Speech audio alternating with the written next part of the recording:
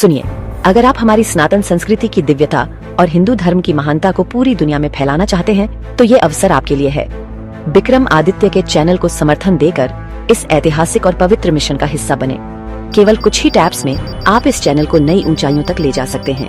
अपनी श्रद्धा और योगदान भेजें जीपे, फोनपे या पेटीएम के माध्यम से। आपका हर छोटा बड़ा योगदान हमारी सनातन संस्कृति और हिंदू धर्म की अमर ज्योति को प्रज्वलित रखने में एक अमूल्य भूमिका निभाता है। नमस्कार साथियों, आप सभी का बहुत बहुत स्वागत है हमारे YouTube चैनल पर। इस चैनल का नाम है विक्रम आदित्य, जहां हम बात करते हैं जीवन बदल देने वाले ज्ञान की। आज का विषय है इतना दिव्य, इतना चमत्कारी कि आत्मा तक हिल जाएगी। अगर आपने इस वीडियो को पूरा देखा और शेयर किया तो कई जन्मों का पुण्य मिलेगा। जी हाँ, आज हम बात करने जा रहे हैं भगवद गीता के अध्याय 6 की। इस अध्याय का नाम है ध्यान योग यानी मेडिटेशन और आत्मविकास का रहस्य। अगर आप शांति, संतुलन और आध्यात्मिक सफलता चाहते हैं तो यह अध्याय अमूल्य है। वीडियो शुरू करने से पहले कृपया लाइक करें, चैनल को सब्सक्राइब जरूर करें और सबसे जरूरी बात, इस वीडियो को शेयर करें। हर शेयर से पुण्य कमाइए, क्योंकि ज्ञान बांटना ही सच्चा धर्म है, यही असली भक्ति का रूप है। तो चलिए बिना समय गवाए हम शुरू करते हैं अध्याय 6 का गहराई से विश्लेषण। भाग 1, अध्याय 6 का महत्व और भूमिका। भगवद गीता का 6वां अध्याय अर्जुन के जीवन का दिशा बदल देता है। इस अध्याय में श्री कृष्ण ध्यान योग की प्रक्रिया और उसकी महिमा बताते हैं। कृष्ण कहते हैं, जो मन को जीत ले वही असली विजेता कहलाता है। ध्यान, संयम और आत्मज्ञान से ही जीवन में सच्चा सुख प्राप्त होता है। श्री कृष्ण अर्जुन को बताते हैं, कर्मयोग से आगे का रास्ता ध्यान योग है। जो योगी ध्यान द्वारा आत्मा को ब्रह्मा से जोड़ता है वही सच्चा साधक है। यह अध्याय बताता है कि कैसे आत्मज्ञान से दुखों से मुक्ति मिलती है। तो अगर आप भी अपने जीवन में शांति चाहते हैं, इसे ध्यान से सुनिए और फिर इस वीडियो को हर रिश्तेदार, मित्र और समाज में शेयर कीजिए। आपका एक शेयर किसी की जिंदगी बदल सकता है। सोचिए कितना पुण्य मिलेगा। अब आइए एक एक श्लोक और उसके भाव को समझते हैं सरल हिंदी में। श्लोक 1 से 7 की व्याख्या ऊपर दी जा चुकी है। अब हम बढ़ते हैं आगे। श्लोक 8, जो व्यक्ति ज्ञान में तृप्त है, आत्मा में स्थिर है, वह सच्चा योगी है। वह व्यक्ति मिट्टी, पत्थर और सोने को एक समान दृष्टि से देखता है। यह दृष्टि किसी साधारण इंसान की नहीं बल्कि योग के परम साधक की है। श्री कृष्ण कहते हैं, जब भेद मिट जाए तब ज्ञान सच्चा कहलाता है। श्लोक 9, जो व्यक्ति मित्र, शत्रु, अजनबी, संत या पापी सबको एक समान देखे, वही व्यक्ति सबसे श्रेष्ठ योगी कहलाता है, क्योंकि उसमें द्वैत नहीं रहता। जब आप सभी को एक ही ब्रह्मा की दृष्टि से देखने लगे तब आप मुक्त हैं। श्री कृष्ण यहाँ करुणा, समदृष्टि और विवेक का आदर्श प्रस्तुत कर रहे हैं। श्लोक 10, योगी को चाहिए कि वह एकांत स्थान में रहे और मन को संयमित करे। वह न बहुत खाए, न बहुत सोए, न बहुत बोले, संयम से ही ध्यान टिकता है। शुद्ध वातावरण, एकांत जीवन और नियमित साधना ध्यान की सफलता के सूत्र हैं। यह श्लोक एक योगी के जीवन की शैली का सुंदर वर्णन करता है। श्लोक 11 से 12, योगी को एक स्वच्छ आसन बनाकर वहां बैठकर ध्यान करना चाहिए। आसन ना बहुत ऊंचा हो, ना बहुत नीचा, मध्यम होना चाहिए संतुलन के लिए। फिर योगी एकाग्रचित्त होकर मन को संयमित करके आत्मा पर ध्यान करे। यहाँ से श्री कृष्ण ध्यान की तकनीक को विस्तार से बताना शुरू करते हैं। श्लोक 13 से 14, सिर, गर्दन और पीठ को सीधा रखें, आंखें नाक के सिरे पर टिकें।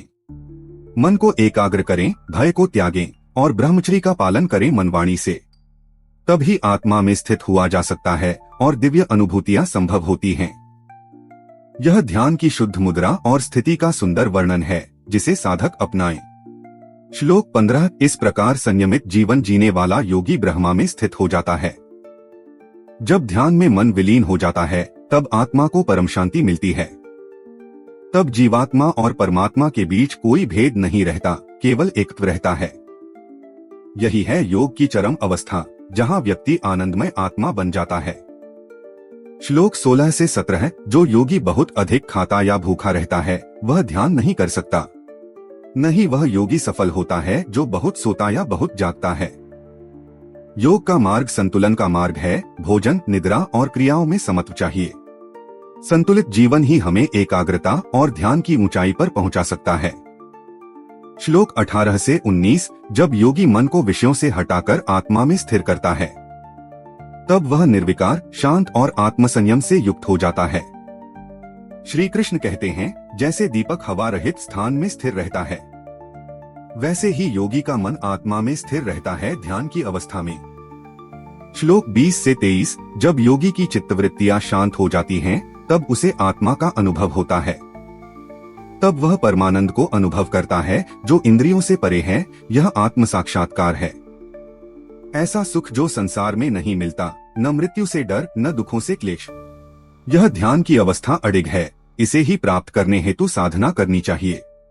श्लोक 24 से 25। सभी इच्छाओं और संकल्पों का त्याग कर मन को स्थिर करना सीखो। कृष्ण कहते हैं, केवल बुद्धि के बल पर धीरे धीरे मन को आत्मा में लगा। जब मन भटके, उसे प्रेम से आत्मा की ओर लौटाओ। यही अभ्यास है। इस श्लोक में ध्यान की निरंतरता और धैर्य का पाठ दिया गया है। श्लोक 26। जब जब मन इधर उधर भटके, बार बार उसे आत्मा में स्थिर करो। जैसे बच्चे को बार बार प्यार से सिखाते हैं, वैसे ही मन को भी सिखा। ध्यान में यह स्वाभाविक है कि मन भटके, पर पुनः उसे लाना ही अभ्यास है। यही अभ्यास ध्यान को सुदृढ़ करता है और योगी को आगे बढ़ाता है। श्लोक 27 से 28। ऐसा योगी जो मन को वश में करता है, वह परम शांति को प्राप्त करता है। उसकी आत्मा ब्रह्मा में स्थित हो जाती है। न उसमें राग रहता है, न द्वेष। शुद्ध और पवित्र चित्त वाला योगी सदैव आनंदित रहता है। ध्यान में लीन होकर, परमात्मा में लीन होकर वह संसार में रहते हुए भी मुक्त हो जाता है। श्लोक 29। जो सच्चा योगी है, वह सभी प्राणियों में आत्मा को देखता है। वह जानता है कि सब में वही ब्रह्मा स्थित है, कोई भेदभाव नहीं रहता। ऐसा दृष्टिकोण ही दिव्यता की पहचान है। यही समदृष्टि का लक्षण है। यही है वसुधैव कुटुंबकम का भाव, सबको अपना समझना। श्लोक 30 से 31। जो मुझे हर जगह देखता है और हर जगह मुझे अनुभव करता है, वह मुझसे कभी दूर नहीं होता और मैं उससे दूर नहीं होता कभी भी। ऐसा योगी जो समत्व की भावना से जीता है, वही मेरे में स्थिर है। श्री कृष्ण यहाँ योगी के ब्रह्मा के साथ अभिन्न भाव की पुष्टि करते हैं। श्लोक 32। जो दूसरों के सुख दुख को अपने जैसा अनुभव करता है और सभी में एकता देखता है, वही सर्वोच्च योगी कहलाता है। सच्ची करुणा और संवेदना वही है जो अहंकार से रहित दृष्टि देती है। यह श्लोक विश्व बंधुत्व और करुणा की गहराई को प्रकट करता है। आगे अगले भाग में श्लोक 33 से 47 तक की व्याख्या होगी। उसके बाद समापन। आपसे फिर अनुरोध, इस दिव्य ज्ञान को सब तक पहुंचाएं। वीडियो को शेयर जरूर करें, लाइक करें, कमेंट करें और चैनल विक्रम आदित्य को सब्सक्राइब करना न भूलें। हर शेयर से आप अनगिनत पुण्य कमा सकते हैं, किसी का जीवन बदल सकता है। श्लोक 33 से 34। अर्जुन कहते हैं, हे मधुसूदन, यह योग मुझे अत्यंत कठिन प्रतीत होता है, क्योंकि मन चंचल है, अस्थिर है, बलवान और हठी भी है। इसे रोकना बहुत ही मुश्किल लगता है, जैसे हवा को थामना असंभव हो। अर्जुन का यह सवाल हर साधक की कठिनाई को दर्शाता है, बिल्कुल आज की तरह। श्लोक 35 से 36। श्री कृष्ण उत्तर देते हैं, हे अर्जुन, मन को वश में लाना कठिन अवश्य है, पर अभ्यास और वैराग्य से यह संभव है। संयम से मन साधा जा सकता है। जिसका मन नियंत्रित नहीं, वह योग नहीं पा सकता, भले ही श्रद्धावान हो। पर जिसने अभ्यास और संयम किया, वह सफलता को अवश्य प्राप्त करता है। श्लोक 37 से 39। अब अर्जुन एक और सवाल पूछते हैं, क्या होगा उस साधक का जो विफल हो जाए, जो साधना में लगा लेकिन अंत तक ध्यानस्थ या सिद्ध नहीं हो सका? क्या वह बीच में लटक जाएगा, ना संसारिक सुख पाए, ना आध्यात्मिक उन्नति? यह प्रश्न हर साधक के मन में आता है और अर्जुन की चिंता बहुत यथार्थ है। श्लोक 40 से 44। श्री कृष्ण कहते हैं, ऐसा योगभ्रष्ट साधक न तो इस लोक में खोता है और न परलोक में, उसे पुण्य लोकों में स्थान मिलता है। फिर वह किसी श्रेष्ठ और पवित्र परिवार में जन्म पाता है और फिर से साधना करता है। उसका पिछला जन्म उसे आगे बढ़ाता है और वह जल्दी ही योग की ओर बढ़ता है। श्लोक 45 ऐसा साधक जन्म जन्मांतर के अभ्यास से धीरे धीरे पूर्णता प्राप्त करता है। पिछली साधनाओं के संस्कार उसे सहज ही परमात्मा की ओर खींचते हैं। जो व्यक्ति पूरी लगन से प्रयास करता है वह अंततः परम लक्ष्य को पाता है। यह कर्म और पुनर्जन्म की दिव्य व्यवस्था का स्पष्ट उदाहरण है।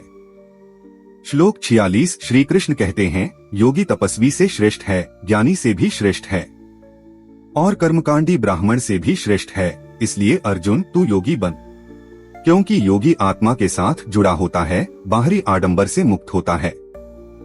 यहाँ श्री कृष्ण योग को सभी साधनाओं से श्रेष्ठ घोषित करते हैं। श्लोक 47 और सबसे अंत में श्री कृष्ण कहते हैं, उन सभी योगियों में भी जो सच्चे श्रद्धा और प्रेम से मेरा ध्यान करते हैं वे सबसे श्रेष्ठ हैं। ऐसा भक्ति योगी जो मुझे हृदय से समर्पित है वह मुझे प्राप्त करता है। यह अंतिम श्लोक ध्यान योग को भक्ति से जोड़ देता है। अद्भुत समापन है। समापन भाग तो साथियों आपने देखा अध्याय 6 कितनी गहराई से ध्यान और आत्मा को जोड़ता है। यह हमें सिखाता है संयम, अभ्यास, करुणा और ब्रह्मा से जुड़ने की प्रक्रिया। यह बताता है कि असफलता कुछ नहीं बल्कि भविष्य की सफलता का बीज है। और सबसे सुंदर बात, जो सच्चे प्रेम से भगवान को स्मरण करता है वह सर्वोत्तम है।